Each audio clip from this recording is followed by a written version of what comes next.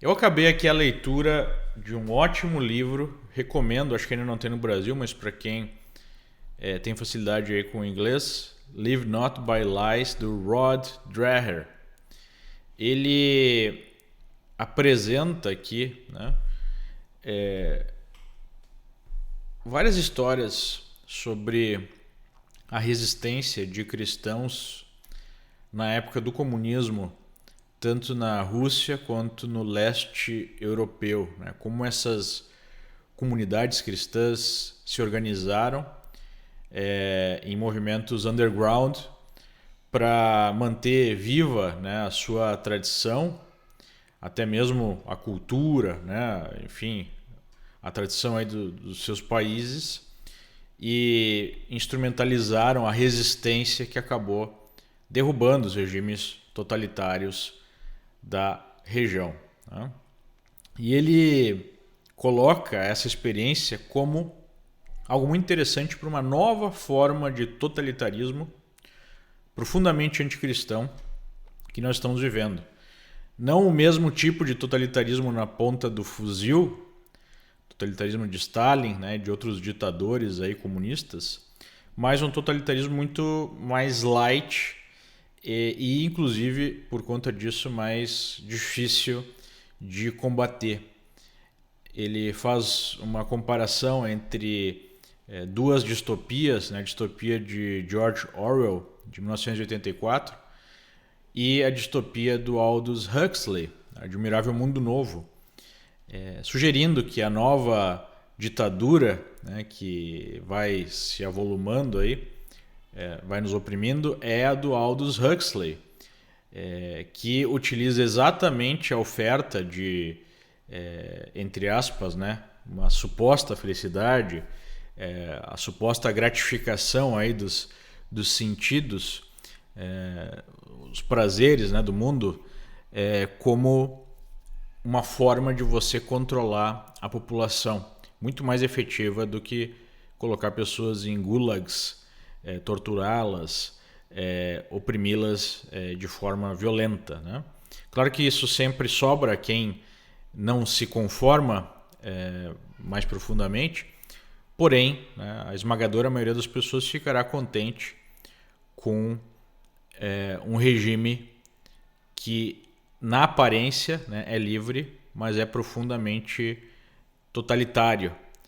Se você ousa questionar a autoridade, se você ousa seguir alguns princípios cristãos, né?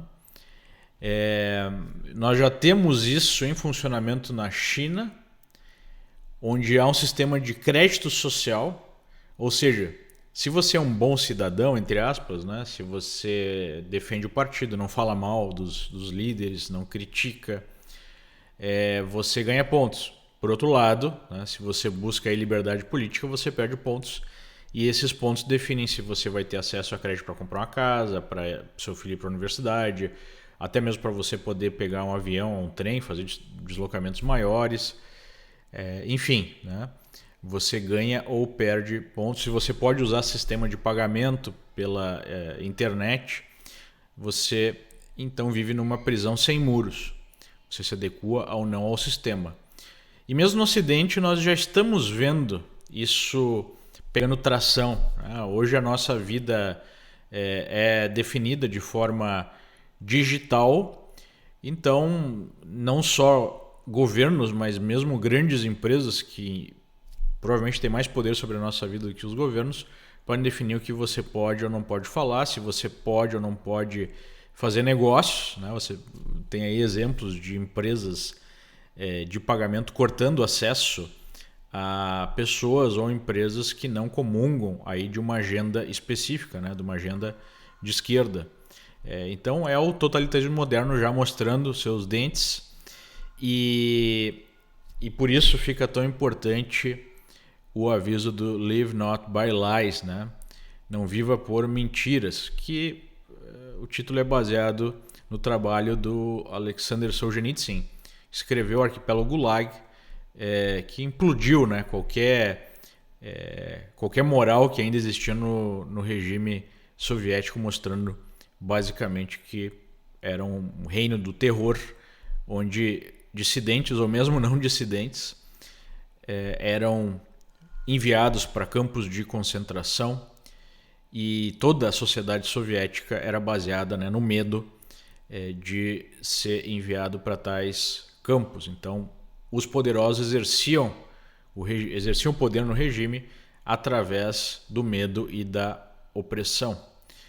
E a gente está vendo isso numa outra forma acontecendo hoje, né? E aí ele coloca como tema central do livro essa questão do sofrimento, né? Os cristãos definem aí a sua própria crença através de como você lida com o sofrimento, utilizando o exemplo do próprio Senhor Jesus Cristo. E como a modernidade ou a pós-modernidade trouxe exatamente o fim do sofrimento em várias instâncias, e isso deixa as pessoas muito fragilizadas. Se você tem uma incapacidade completa, né, de lidar com o sofrimento, que é inerente à vida, porque eventualmente você vai ficar doente, alguém que você ama, você vai passar por problemas, né? A vida é basicamente sofrimento, todos nós vamos morrer em algum momento. Você acaba sendo um alvo fácil para qualquer pessoa que te ofereça a ilusão do não sofrimento, a ilusão de um conforto passageiro, contra, né, aí a capacidade de você de fato enfrentar essas pessoas, mesmo que isso vai gerar algum tipo de sofrimento.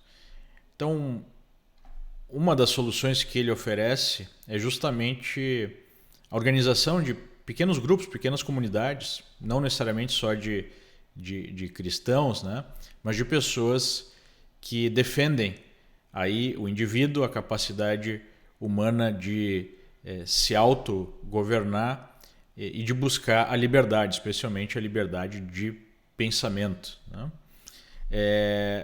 Isso tudo faz muito sentido quando a gente observa também o nosso clima político. Ontem eu também vi um documentário muito interessante chamado The Plot Against the President, né? O plano aí contra o presidente, acabou de ser lançado aqui nos Estados Unidos.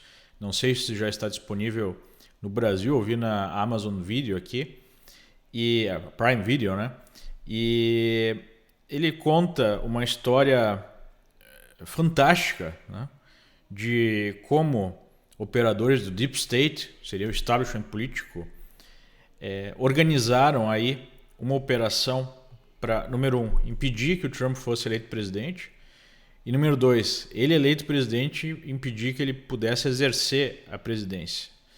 Então, é uma história que faz o Watergate parecer brincadeira de criança, onde FBI, CIA, NSA, né, essas agências que controlam a inteligência americana, organizaram através da fabricação de um dossiê fabricado pelo próprio Partido Democrata, né, pela campanha da Hillary Clinton na época, utilizaram esse dossiê falso para conseguir mandados de escuta no candidato, né, ou pessoas que envolviam o círculo do candidato Donald Trump, obviamente para tentar identificar algum crime que poderia ser explorado para impedir que ele fosse eleito, e posteriormente, com isso falhando, utilizar isso para impedir o presidente ou para tirar a sua legitimidade. E o mais impressionante é mostrar como houve um movimento dessas agências estatais junto com a imprensa em geral, né, a grande imprensa, para criar a história que vocês devem ter ouvido falar do conluio russo, e depois de anos se mostrou que não existia, né? Um investigador especial que eles conseguiram organizar de uma forma, né, que ele assumisse de dentro do próprio sistema, ficou 2 anos supostamente investigando e não conseguiu provar absolutamente nada, né? E esse seria o maior escândalo, só que a imprensa simplesmente não noticiou como, né, e alguns conhecem isso por Obamagate, como a administração Obama simplesmente espionou um adversário político e operou para derrubá-lo. Basicamente um golpe de Estado, né? Com a ajuda da imprensa, e essa informação não chega aí ao público americano através dessa imprensa. Da mesma forma que a corrupção aí do Partido Democrata, da família Biden, não é apresentada em boa parte do público americano, porque, né, é preciso tirar Trump do poder, já que ele representa aí, simboliza uma agenda conservadora, e essa agenda não é aceitável para a nova ordem. A nova ordem é uma ordem de esquerda, onde o Estado tem que ter poder absoluto para fazer aí a engenharia social, mudar a sociedade, mesmo a sociedade americana, de cima para baixo, através dos preceitos socialistas, né? E aí a gente vê uma situação muito parecida no Brasil, onde houve a eleição de um candidato representando, pelo menos, um movimento de direita, né, um movimento contra essa agenda de esquerda, e ele é boicotado sistematicamente durante a campanha. Até no Brasil tentaram anulá-lo mesmo, matá-lo, né? E posteriormente o sistema opera para impedir que ele possa de fato exercer algum poder e fazer alguma mudança mais profunda. Um dos entrevistados falou nesse documentário The Plot Against the President que se você for um político conservador, ou nem precisa ser conservador, não alinhado à agenda de esquerda, ou um jornalista, ou alguém que tem influência com o público, na melhor das hipóteses você vai ter a sua reputação destruída, né? E na pior das hipóteses eles vão buscar a sua prisão, a sua condenação por qualquer coisa. E ele mostra a história impressionante do General Michael Flynn, né? Um sujeito que ganhou a confiança do presidente, que era diretor da Agência Nacional de Segurança nos Estados Unidos e que caiu, né, numa trama aí para ser destruído, para ser criminalizado.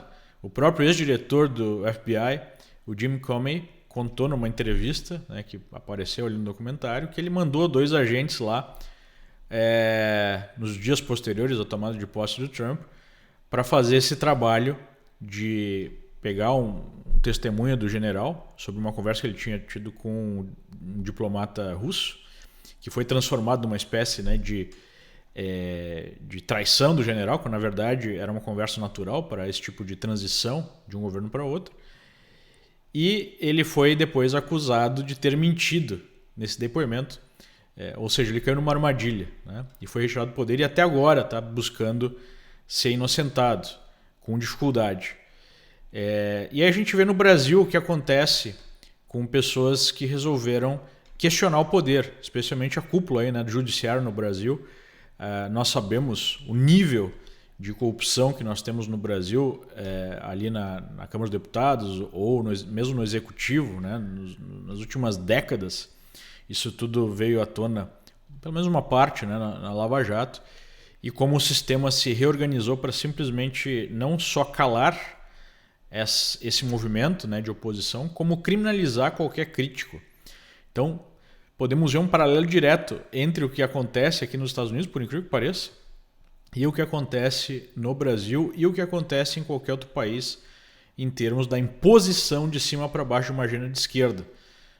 E o próprio presidente brasileiro falou, né, em comunicado aí para a ONU, na Assembleia Geral da ONU, como há uma cristofobia não só no Brasil, mas no mundo. Estamos vendo lá na França, né, cristãos sendo assassinados.